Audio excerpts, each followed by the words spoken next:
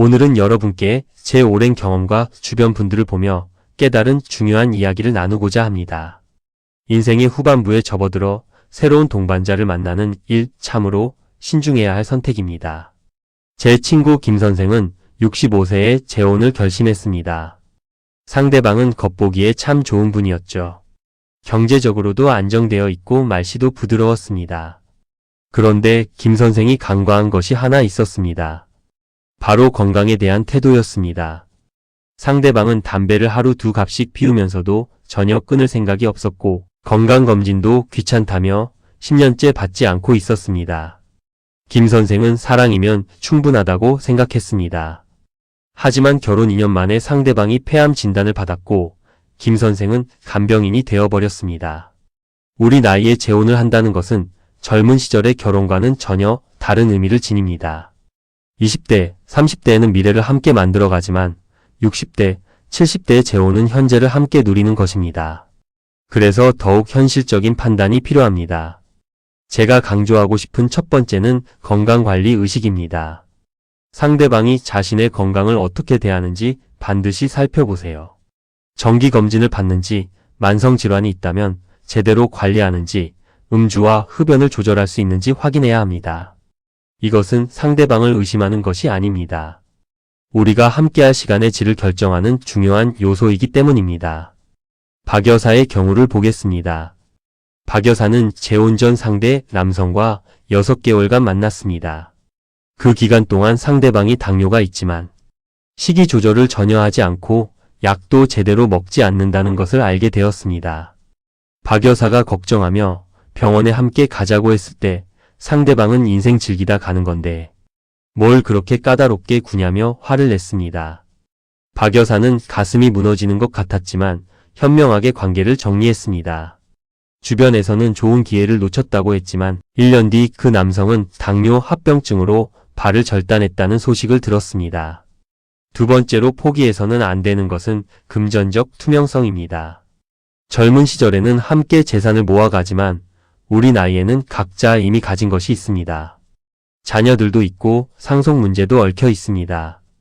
이런 상황에서 상대방이 자신의 재정 상태를 솔직하게 밝히지 않는다면 큰 문제가 됩니다. 저는 이혼 후 5년간 혼자 지내다가 좋은 분을 만났습니다.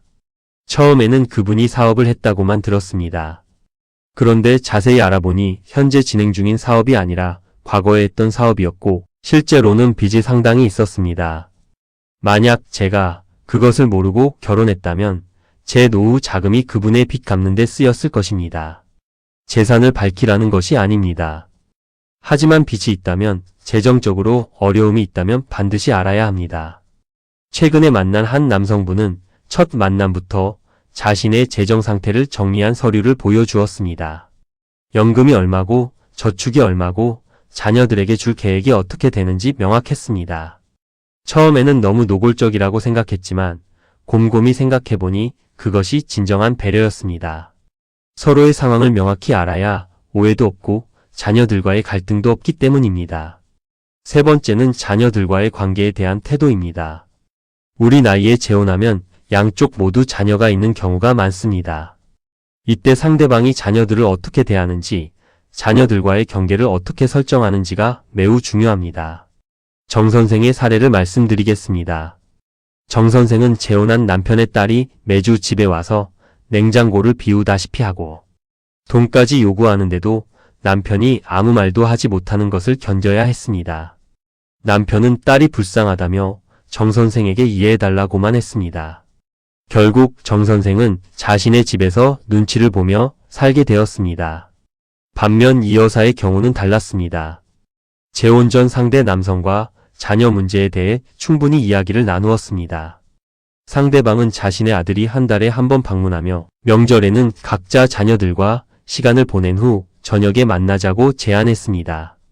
또한 경제적으로 독립한 자녀에게는 용돈을 주지 않으며 급한 일이 있을 때만 상의 후 도와주겠다고 명확히 했습니다. 이런 분명한 태도가 이 여사에게는 큰 안심이 되었습니다. 자녀 문제는 감정적으로 접근하면 답이 없습니다.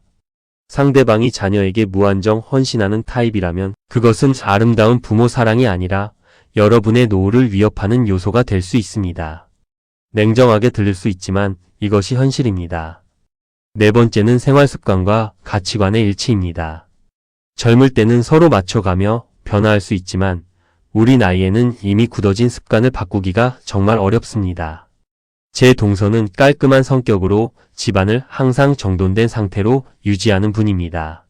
재혼 상대는 자유로운 영혼이라며 집안이 조금 어질러져도 개의치 않는 분이었습니다. 처음에는 서로의 다른 점이 매력적으로 보였습니다. 하지만 함께 살기 시작하자 동서는 매일 스트레스를 받았습니다. 식사 후 설거지를 바로 하지 않고 옷을 아무데나 벗어두고 사용한 물건을 제자리에 두지 않는 것이 견딜 수 없었던 것입니다. 생활 습관은 사소해 보이지만 매일 반복됩니다. 아침형 인간과 저녁형 인간이 만나면 생활 리듬이 맞지 않아 대화할 시간조차 없어집니다. 텔레비전 볼륨, 실내 온도, 청결 기준, 식사 시간, 이 모든 것이 매일 부딪히는 문제가 됩니다. 송 선생 부부는 재혼 전에 함께 여행을 다녀왔습니다. 3박 4일 동안 함께 지내보니 서로의 생활 패턴이 보였습니다. 아침 식사 시간, 잠자는 시간, 외출 준비 시간, 화장실 사용 습관까지 확인할 수 있었습니다. 이 과정에서 서로 조율할 수 있는 부분과 절대 못 맞출 부분을 파악했고 결혼 후에도 큰 갈등 없이 잘 지내고 있습니다. 다섯 번째는 의사소통 방식입니다. 나이가 들수록 자신의 방식이 옳다고 고집하기 쉽습니다. 하지만 재혼 생활에서 가장 중요한 것은 서로의 이야기를 듣고 조율하는 능력입니다. 윤 여사의 남편은 자신이 항상 옳다고 생각하는 분이었습니다. 윤 여사가 어떤 의견을 내도 경청하지 않고 자기 생각만 말했습니다. 윤 여사가 몸이 아파서 병원에 가고 싶다고 해도 그 정도는 괜찮다며 자기 판단을 강요했습니다. 작은 일상의 결정부터 큰 일까지 모두 남편 혼자 결정했고 윤 여사는 점점 자신의 존재감을 잃어갔습니다. 대화가 통하지 않는 사람과의 생활은 감옥과 같습니다. 특히 우리 나이에는 함께 보내는 시간이 대부분 집 안에서 이루어지기 때문에 더욱 답답함을 느낍니다. 상대방이 여러분의 말을 귀담아 듣는지, 다른 의견을 존중하는지, 화가 났을 때 어떻게 표현하는지 반드시 살펴봐야 합니다. 강 선생은 재혼 전 상대 여성과 의견이 다를 때마다 어떻게 반응하는지 유심히 관찰했습니다. 식당을 고를 때, 여행지를 정할 때, 주말 계획을 세울 때 서로 의견이 다르면 어떻게 조율하는지 보았습니다. 상대방은 자신의 의견을 말하되 강 선생의 생각도 충분히 들었고 함께 중간점을 찾았습니다. 이런 태도를 보고 강 선생은 이분과라면 평생을 함께 할 수 있겠다고 확신했습니다. 여섯 번째는 과거 관계에 대한 정리입니다. 전 배우자나 전 연인에 대해 아직도 미련이 남아있거나 분노가 가득한 사람은 조심해야 합니다. 과거를 정리하지 못한 사람은 새로운 관계에서도 과거의 그림자에 시달립니다. 한 남성분은 첫 만남부터 전 부인 이야기만 했습니다. 전 부인이 얼마나 나빴는지, 자신이 얼마나 억울한지 계속 늘어놓았습니다. 처음에는 그분의 상처를 이해하려 했지만 만날 때마다 같은 이야기가 반복되었습니다.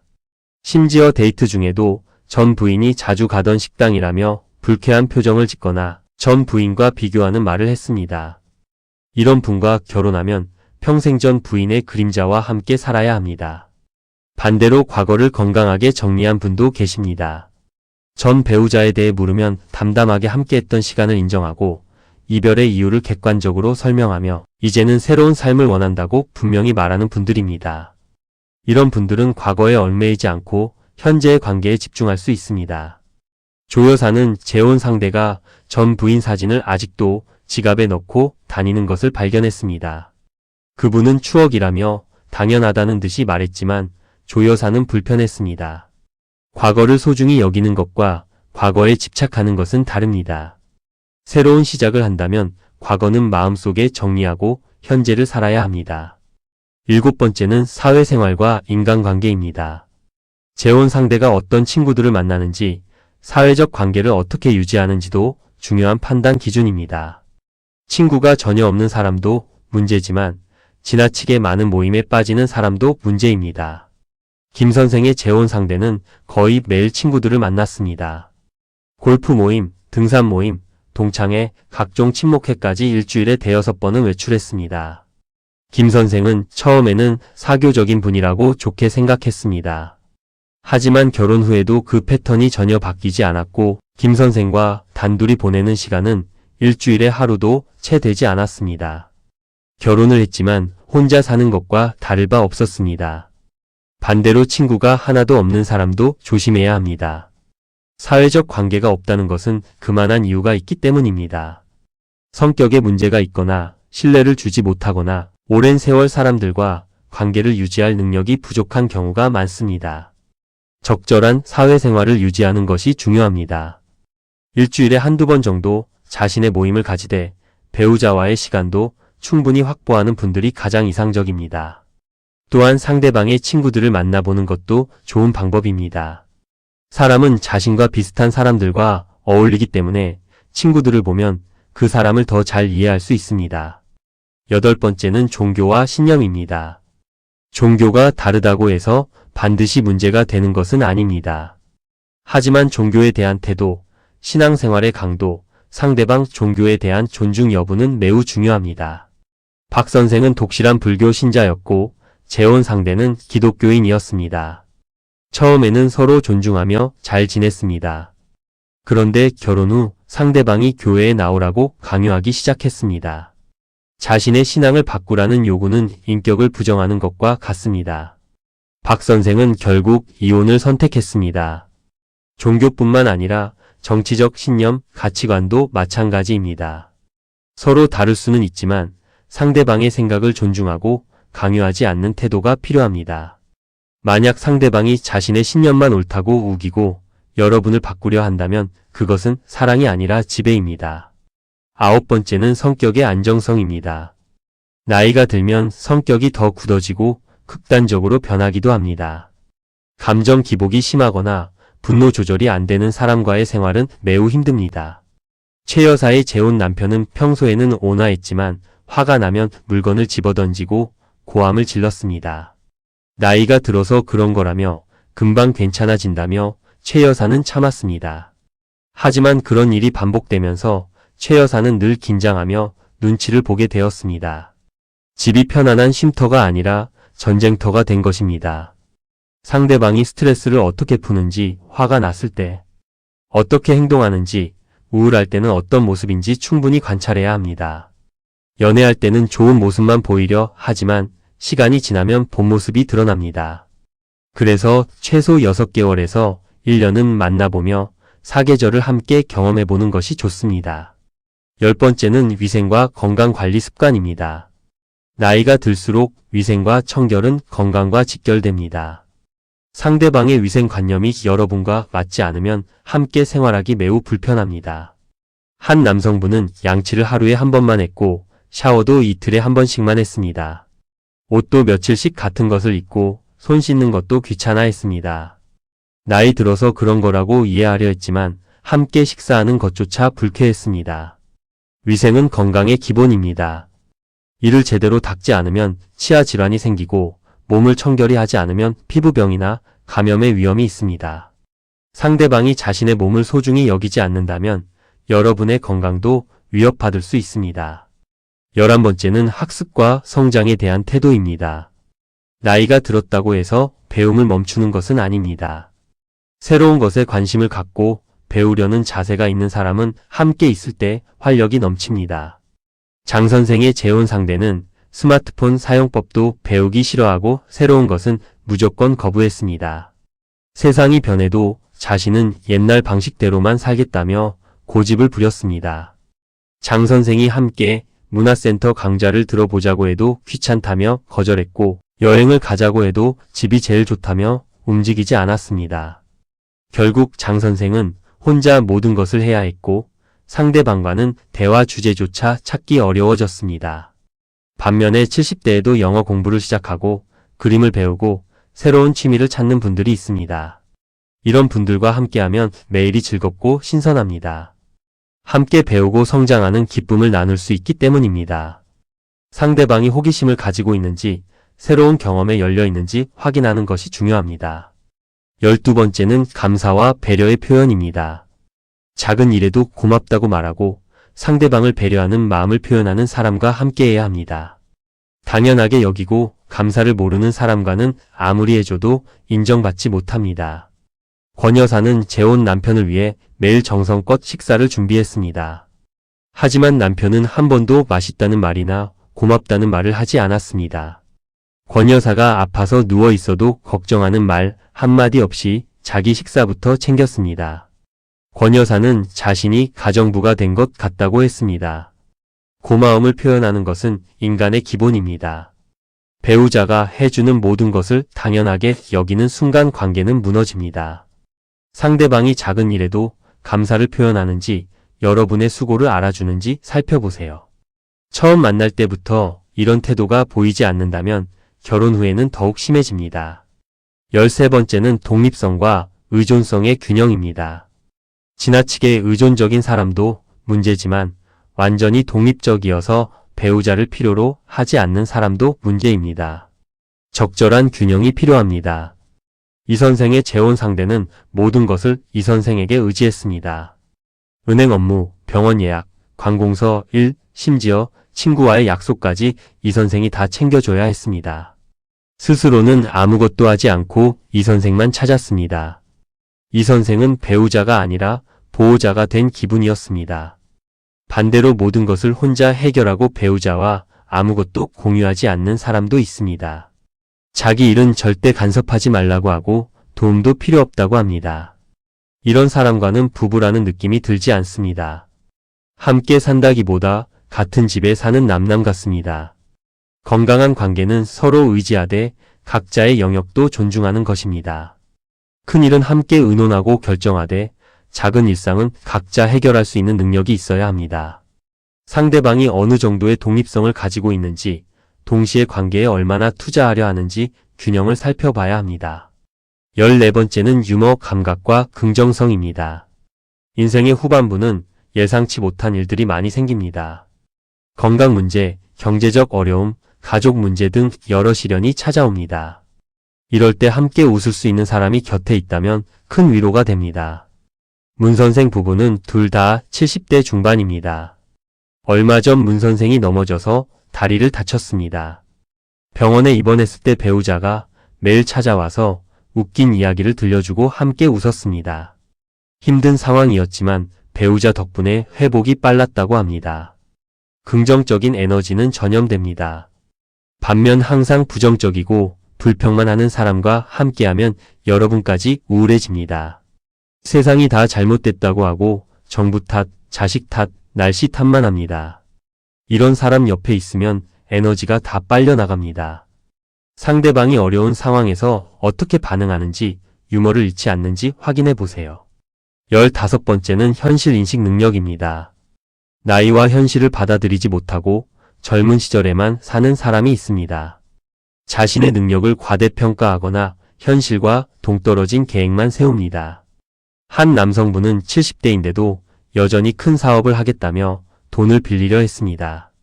나이를 고려한 현실적인 계획이 아니라 무모한 도박 같았습니다.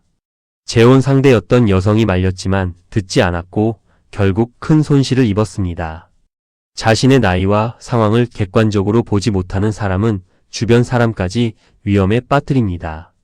우리 나이에는 안정이 중요합니다. 모험도 좋지만 잃을 것이 많은 나이입니다. 현실을 직시하고 분수에 맞는 생활을 할 줄 아는 사람이 좋은 배우자입니다. 상대방이 자신의 나이를 받아들이고 그에 맞는 계획을 세우는지 확인하세요. 16번째는 청결과 정리정돈 습관입니다. 집안을 어떻게 유지하는지는 함께 사는데 매우 중요합니다. 지나치게 깔끔을 떠는 것도 문제지만 너무 지저분한 것도 문제입니다. 송 여사가 재혼 상대 남성의 집을 처음 방문했을 때 충격을 받았습니다. 설거지는 쌓여 있고 옷은 여기저기 널려 있고 먼지가 수북했습니다. 남성은 혼자 사니까 이 정도는 괜찮다고 했지만 송 여사는 이 사람과 함께 살 수 없겠다고 판단했습니다. 상대방의 집을 방문해 보면 그 사람의 생활 패턴을 알 수 있습니다. 냉장고를 열어보고 화장실을 사용해보고 옷장을 봐도 됩니다. 부끄러워할 필요 없습니다. 함께 살 사람인데 이런 것도 확인하지 못하면 나중에 후회합니다. 17번째는 시간관념과 약속 이행입니다. 약속 시간을 지키지 않는 사람, 한 말을 지키지 않는 사람은 신뢰할 수 없습니다. 작은 약속부터 지키지 못하는 사람이 큰 약속을 지킬 리 없습니다. 정 선생은 재혼 상대와 만날 때마다 30분 이상 기다려야 했습니다. 처음에는 이해했지만 매번 반복되었습니다. 미안하다는 말도 없이 당연하다는 듯이 행동했습니다. 작은 일 같지만 이것은 상대방을 존중하지 않는다는 의미입니다. 또한 내일 전화하겠다고 해놓고 며칠씩 연락이 없거나 주말에 만나자고 해놓고 갑자기 약속을 취소하는 일이 반복된다면 조심해야 합니다.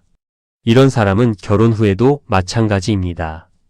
약속을 가볍게 여기는 사람은 여러분과의 관계도 가볍게 여깁니다. 18번째는 음주와 흡연 습관입니다. 적당한 음주는 괜찮지만 과음하거나 술버릇이 나쁜 사람은 절대 안 됩니다. 나이가 들면 술이 건강에 미치는 영향이 더 큽니다. 한 여성분은 재혼 남편이 매일 저녁 소주를 한두 병씩 마시는 것을 견뎌야 했습니다. 술을 마시면 같은 이야기를 반복하고 감정적으로 변했습니다. 아침에는 숙취로 아무것도 할 수 없었고 결국 간 질환까지 생겼습니다. 흡연도 마찬가지입니다. 담배 냄새, 간접 흡연, 건강 악화 등 문제가 많습니다. 끊겠다고 약속만 하고 실제로 노력하지 않는다면 믿지 마세요. 행동이 말보다 중요합니다. 상대방의 음주, 흡연 습관을 정확히 파악하고 여러분이 받아들일 수 있는지 판단하세요. 19번째는 공감 능력입니다. 여러분의 이야기를 듣고 공감해주는 사람과 함께해야 합니다. 자기 이야기만 하고 상대방의 감정은 전혀 이해하지 못하는 사람과는 소통이 불가능합니다. 박 여사는 재혼 남편에게 오늘 병원에 갔는데 검사 결과가 걱정된다고 말했습니다. 그런데 남편은 그 이야기는 듣지도 않고 자기가 오늘 친구를 만나서 얼마나 재미있었는지만 30분 동안 늘어놓았습니다. 박 여사의 걱정이나 불안은 전혀 중요하지 않았던 것입니다. 이런 일이 반복되자 박 여사는 남편과 대화하는 것 자체를 포기했습니다. 공감은 상대방의 감정을 이해하고 함께 느끼는 능력입니다. 여러분이 슬플 때 함께 슬퍼해주고 기쁠 때 함께 기뻐해주는 사람이 진정한 동반자입니다. 상대방과 대화할 때 자신의 이야기만 하는지 아니면 여러분의 이야기에도 귀 기울이는지 주의 깊게 살펴보세요. 20번째는 경제관념과 소비 습관입니다. 돈을 어떻게 쓰는지, 저축은 하는지, 충동 구매를 하는지 확인해야 합니다. 경제관념이 맞지 않으면 평생 싸우며 살게 됩니다. 김 선생의 재혼 상대는 명품만 고집했습니다. 옷, 가방, 신발 모두 비싼 것만 샀고 외식도 항상 고급 식당만 고집했습니다. 김 선생이 검소하게 살자고 해도 듣지 않았고 결국 노후 자금이 빠르게 줄어들었습니다. 나이가 들수록 돈은 아껴 써야 하는데 오히려 더 펑펑 쓰는 사람과는 미래를 계획할 수 없습니다. 반대로 지나치게 인색한 사람도 문제입니다. 전기세 아끼려고 여름에 에어컨도 틀지 못하게 하고 필요한 물건도 사지 못하게 하는 사람과 살면 삶의 질이 떨어집니다. 적당히 쓸 것은 쓰고 아낄 것은 아끼는 균형 감각이 있는 사람이 좋습니다. 21번째는 가사 분담에 대한 태도입니다. 우리 세대는 여성이 집안일을 도맡아 하는 것이 당연하다고 생각했습니다. 하지만 재혼에서는 다릅니다. 둘 다 나이가 들었고 체력도 예전 같지 않습니다. 가사를 함께 나눠야 합니다. 조 선생은 재혼 남편이 설거지 한 번 안 하고 청소도 안 하고 빨래도 안 한다고 했습니다. 심지어 자기가 먹은 그릇도 싱크대에 그냥 놓고 조 선생이 치우기를 기다렸습니다. 70대 조 선생이 혼자서 모든 집안일을 하려니 몸이 너무 힘들었습니다. 요즘은 남성들도 요리하고 청소하는 분들이 많습니다. 함께 식사를 준비하고 함께 정리하면 시간도 절약되고 대화도 나눌 수 있습니다. 상대방이 가사에 대해 어떤 생각을 가지고 있는지 실제로 집안일을 할 줄 아는지 확인하세요. 22번째는 질투와 의심입니다. 적당한 관심은 사랑이지만 지나친 의심과 질투는 관계를 파괴합니다. 나이가 들어서도 질투가 심한 사람들이 있습니다. 한 남성은 재혼 부인이 친구를 만나는 것조차 싫어했습니다. 어디 가냐, 누구 만나냐, 몇 시에 오냐 끊임없이 물었고 전화도 수시로 했습니다. 부인이 남자 직원과 이야기만 해도 화를 냈습니다. 이런 의심은 상대방을 숨 막히게 합니다. 신뢰가 없는 관계는 관계가 아닙니다. 서로를 믿고 존중해야 합니다. 상대방이 여러분의 친구 관계나 사회생활을 어떻게 받아들이는지 확인하세요. 지나치게 간섭하거나 의심한다면 그것은 사랑이 아니라 집착입니다. 23번째는 전자기기와 기술 적응력입니다. 요즘 세상은 디지털 없이 살 수 없습니다.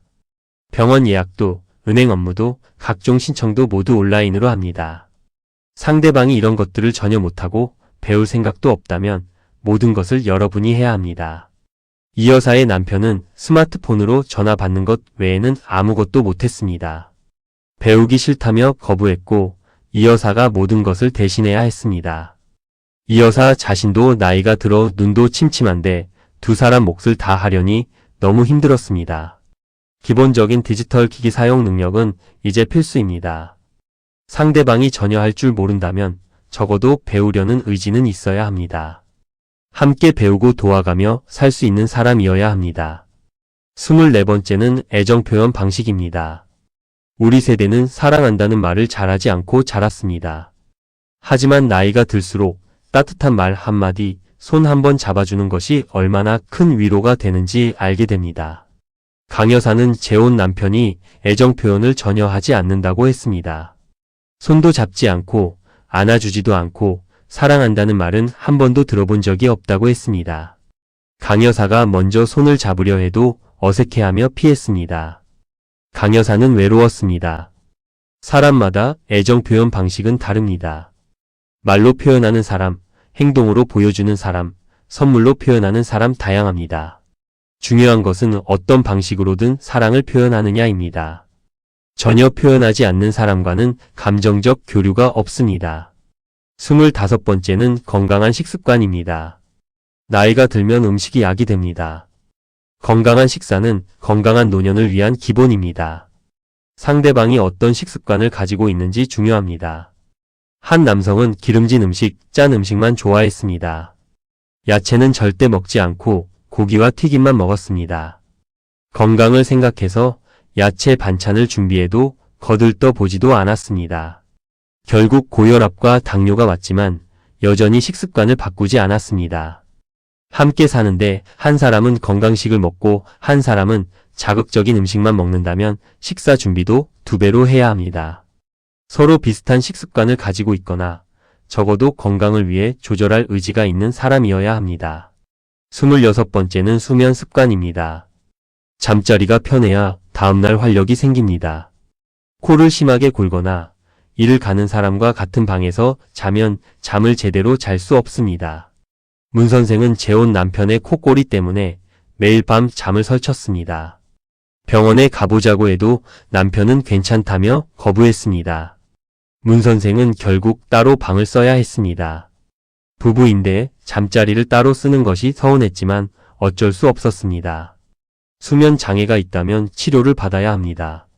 상대방이 자신의 문제를 인정하고 해결하려는 의지가 있는지 확인하세요. 평생 잠 못 이루며 살 수는 없습니다. 27번째는 취미와 여가 활동입니다. 함께 즐길 수 있는 것이 있으면 좋습니다. 둘 다 등산을 좋아하거나 영화를 좋아하거나 음악을 좋아한다면 함께 시간을 보내기 좋습니다. 최 선생 부부는 둘 다 독서를 좋아했습니다. 함께 도서관에 가고 읽은 책에 대해 이야기를 나눴습니다. 공통의 관심사가 있으니 대화 주제도 풍부했고 함께 있는 시간이 즐거웠습니다. 반대로 공통점이 전혀 없으면 함께 할 것이 없습니다. 한 사람은 집에만 있고 싶고 한 사람은 밖에 나가고 싶다면 항상 갈등이 생깁니다. 완전히 똑같을 필요는 없지만 함께 즐길 수 있는 것이 하나쯤은 있어야 합니다. 28번째는 갈등 해결 방식입니다. 부부는 아무리 사이가 좋아도 의견 차이가 생깁니다. 중요한 것은 그 갈등을 어떻게 해결하느냐입니다. 한 남성은 부부 싸움이 나면 며칠씩 말을 하지 않았습니다. 냉전을 이어가며 상대방이 먼저 사과하기를 기다렸습니다. 이런 방식은 문제를 해결하는 것이 아니라 쌓이게 만듭니다. 시간이 지나면 작은 갈등들이 큰 원망으로 변합니다. 건강한 부부는 화가 나도 대화로 풉니다. 소리를 지르거나 물건을 던지지 않고 차분히 자신의 감정을 설명하고 상대방의 입장도 들어줍니다. 그날의 문제는 그날 해결하려고 노력합니다. 상대방이 화가 났을 때 어떻게 반응하는지, 갈등을 어떻게 풀어가는지 반드시 확인하세요. 29번째는 자녀와 손주에 대한 태도입니다. 재혼하면 양쪽 자녀들이 있고 손주들도 생깁니다. 이때 상대방이 여러분의 자녀와 손주를 어떻게 대하는지가 중요합니다. 서여사는 재혼 남편이 자기 손주만 예뻐하고 서여사의 손주는 거들떠 보지도 않는 것에 상처받았습니다. 명절에 자기 손주에게는 용돈을 주면서 서여사의 손주에게는 주지 않았습니다. 차별이 명확했고 서여사는 자녀들에게 미안했습니다. 공평하게 대하는 것은 기본입니다. 내 자식 구분하지 않고 존중하는 태도가 필요합니다. 물론 친자식만큼 가까울 수는 없지만 최소한의 예의와 배려는 있어야 합니다. 상대방이 여러분의 가족을 어떻게 대하는지 주의 깊게 관찰하세요. 30번째는 미래 계획에 대한 현실성입니다. 우리 나이에는 미래 계획이라는 것이 사실 그리 길지 않습니다. 하지만 그 짧은 시간을 어떻게 보낼 것인지에 대한 생각은 같아야 합니다. 한 커플은 한 사람은 조용히 집에서 지내고 싶어 했고 다른 사람은 여행을 다니며 활동적으로 살고 싶어 했습니다. 결혼 전에는 타협할 수 있을 것 같았지만 실제로는 매번 의견이 부딪혔습니다. 한 사람은 답답하고 한 사람은 피곤했습니다. 남은 인생을 어떻게 살고 싶은지 솔직하게 이야기 나눠야 합니다. 시골에서 살고 싶은지, 도시에서 살고 싶은지, 자녀 근처에 살고 싶은지, 독립적으로 살고 싶은지 이런 기본적인 계획이 맞아야 합니다. 31번째는 말년 준비에 대한 태도입니다. 죽음은 누구에게나 오는 것인데 이를 어떻게 준비하고 있는지도 확인해야 합니다. 유언장은 작성했는지, 장례는 어떻게 치를 것인지 이런 현실적인 문제를 대화할 수 있어야 합니다. 윤 선생은 재혼 남편과 이런 이야기를 꺼냈을 때 남편이 불길하다며 화를 냈습니다. 죽을 이야기를 왜 하냐며 대화 자체를 거부했습니다. 하지만 이것은 피할 수 없는 현실입니다. 준비하지 않으면 남은 사람이 더 힘듭니다. 성숙한 사람은 죽음도 담담하게 받아들이고 준비합니다. 자녀들에게 부담 주지 않기 위해 미리 계획하고 배우자와도 충분히 의논합니다. 이런 대화를 할 수 있는 사람이 진정으로 성숙한 동반자입니다. 32번째는 용서와 이해의 능력입니다. 완벽한 사람은 없습니다. 서로의 실수를 용서하고 이해할 줄 알아야 합니다. 하지만 용서와 무조건 참는 것은 다릅니다. 한 여성분은 남편의 실수를 항상 용서했습니다. 약속을 어겨도 거짓말을 해도 무례하게 굴어도 참았습니다. 하지만 남편은 반성하지 않았고 같은 실수를 반복했습니다. 진정한 용서는 상대방이 잘못을 인정하고 고치려 노력할 때 의미가 있습니다. 상대방이 실수를 인정할 줄 아는지, 미안하다고 말할 줄 아는지, 같은 실수를 반복하지 않으려 노력하는지 보세요. 용서를 당연하게 여기는 사람은 여러분을 존중하지 않는 것입니다. 33번째는 사회적 평판과 인품입니다. 주변 사람들이 상대방을 어떻게 평가하는지도 중요한 판단 기준입니다. 이웃에게, 친구들에게, 가족들에게 어떤 사람으로 알려져 있는지 알아보세요. 안 선생은 재혼 상대가 자신에게는 너무 좋았지만 주변 평판을 알아보니 다른 이야기가 나왔습니다. 이전 배우자에게 폭력을 행사했다는 소문, 돈을 빌리고 갚지 않았다는 이야기들이 있었습니다. 안 선생은 겁이 났지만 본인에게는 다를 거라고 믿고 싶었습니다. 하지만 결혼 후 얼마 지나지 않아 그 소문들이 사실임을 깨달았습니다. 사람의 본성은 쉽게 바뀌지 않습니다. 다른 사람들에게 어떻게 행동했는지가 여러분에게도 그럴 가능성이 높습니다. 주변 평판을 무시하지 마세요. 연기는 할 수 있어도 오래 지속되지 않습니다. 34번째는 존중과 배려입니다. 이것은 가장 기본이면서도 가장 중요합니다. 상대방이 여러분을 한 인격체로 존중하는지, 작은 일에도 배려하는지 확인하세요. 장여사는 재혼 남편이 자신의 의견을 무시한다고 느꼈습니다. 식당을 정할 때도, 주말 계획을 세울 때도, 친구를 만날 때도 장여사의 의견은 중요하지 않았습니다. 남편 혼자 결정하고 장여사는 따라가기만 했습니다. 이것은 존중이 아닙니다. 존중은 상대방의 생각과 감정을 인정하는 것입니다. 의견이 달라도 들어주고 선택을 존중하고 강요하지 않는 것입니다. 이런 기본적인 존중이 없다면 그것은 사랑이 아닙니다. 35번째이자 마지막으로 말씀드리고 싶은 것은 직감을 믿으라는 것입니다.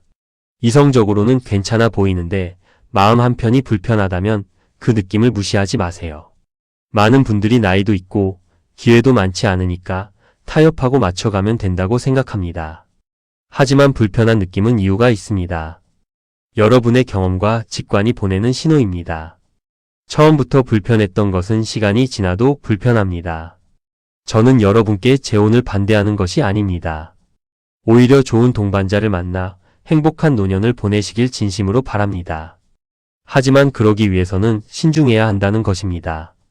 외로움 때문에, 경제적 이유 때문에, 주변의 권유 때문에 성급하게 결정하지 마세요. 재혼은 인생의 새로운 시작입니다. 젊은 시절의 결혼과는 다릅니다.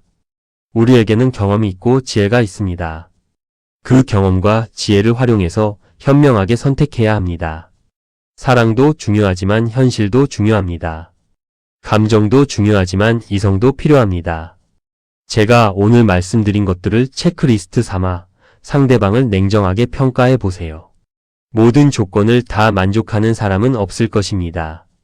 하지만 최소한의 기준은 있어야 합니다. 건강, 경제적 투명성, 인품, 존중, 이런 기본적인 것들은 절대 타협하지 마세요. 여러분의 남은 인생은 소중합니다. 그 소중한 시간을 함께할 사람을 선택하는 일에 최선을 다하세요. 조급해하지 마시고 충분히 관찰하고 확인하세요. 6개월, 1년 정도는 만나보고 결정하세요. 그 시간이 아깝지 않습니다. 잘못된 선택으로 고생하는 것보다 훨씬 낫습니다. 혼자 사는 것이 나쁜 것이 아닙니다. 잘못된 사람과 함께 사는 것보다 혼자 평화롭게 사는 것이 훨씬 좋습니다. 재혼은 선택이지 필수가 아닙니다. 정말 좋은 사람을 만났을 때만 하세요. 마지막으로 당부드립니다. 여러분 자신을 사랑하세요. 외로움을 채우기 위해 체면 때문에 경제적 이유로 자신을 희생하지 마세요. 여러분은 존중받을 자격이 있고 사랑받을 자격이 있습니다. 그 자격에 맞는 사람을 만나세요. 오늘 제 이야기가 재혼을 고민하시는 분들께 조금이라도 도움이 되었으면 좋겠습니다. 여러분 모두 행복한 노년을 보내시길 진심으로 기원합니다. 감사합니다.